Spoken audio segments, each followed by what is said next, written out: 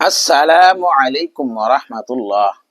গর্ভ অবস্থা শুধু শারীরিক নয়, এটা এক আধ্যাত্মিক সফর।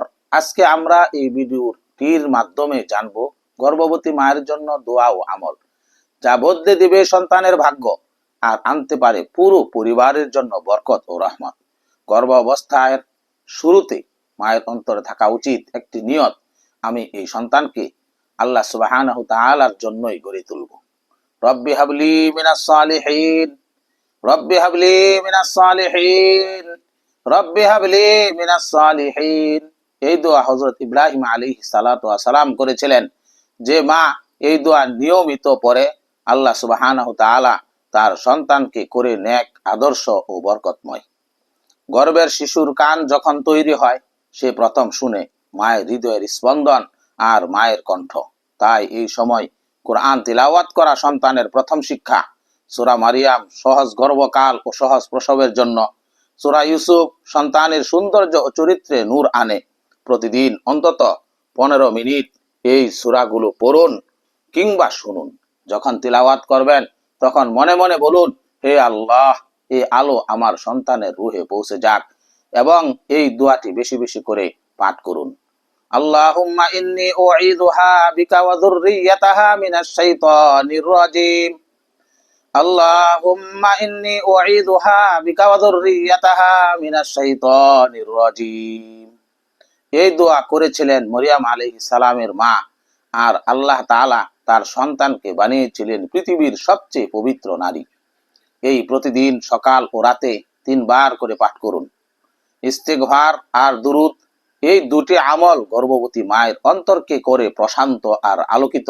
ইস্তেগফার: আস্তাগফিরুল্লাহ রাব্বি মিন কুল্লি যামবি ওয়া আতুবু ইলাইহি, আস্তাগফিরুল্লাহ রাব্বি মিন কুল্লি যামবি ওয়া আতুবু ইলাইহি, আস্তাগফিরুল্লাহ রাব্বি মিন কুল্লি যামবি ওয়া আতুবু ইলাইহি। প্রতিদিন 100 বার ইস্তেগফার আর অন্তত 50 বার দুরূদ শরীফ পড়ুন। দুরূদ মায়ের জন্য রহমত আনে, আর সেই রহমত পৌঁছে যায় গর্ভের শিশুর হৃদয়ে। এই দোয়াটিও বেশি বেশি করে পাঠ করতে পারেন। রব্বানা হাবলানা মিন আজওয়াজিনা ওয়া যুররিয়াতিনা কুররাতা আ'ইনি ওয়াজআলনা লিল মুত্তাকিনা ইমামা। রব্বানা হাবলানা মিন আজওয়াজিনা ওয়া যুররিয়াতিনা কুররাতা আ'ইনি ওয়াজআলনা লিল মুত্তাকিনা ইমামা।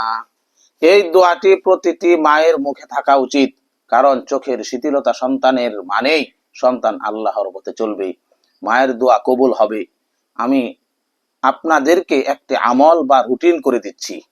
আপনি যদি এই রুটিনটি মানেন, তাহলে আল্লাহ তাআলা আপনার গর্ভের ধারণ সহজ করে দিবেন ইনশাআল্লাহ। সময় ও আমল: ফজরের পর সূরা ফাতিহা, সূরা মারিয়াম ও ইস্তেগফার পাঠ করুন। দুপুরে দুরূদ শরীফ, রব্বি হাবলি মিনাস সালিহিন, রব্বি হাবলি মিনাস সালিহিন পড়ুন। রাতে সূরা ইউসুফ, সূরা নাস, সহজ প্রসবের দোয়াগুলো পড়তে পারেন ইনশাআল্লাহ। এই রুটিন মেনে চললে মা থাকবেন মানসিকভাবে শান্ত, সন্তান জন্ম নেবে বরকতের ছায়ায় ইনশাআল্লাহ। একটি মা যখন গর্ভের সন্তান ধারণ করে, তখন আল্লাহ তাআলা তার জন্য রহমতের ফেরেশতা নিযুক্ত করেন, যারা প্রতিদিন দোয়া করেন। আল্লাহ তাআলা আমাদের সবাইকে আমল করার তৌফিক দান করুন। আমিন।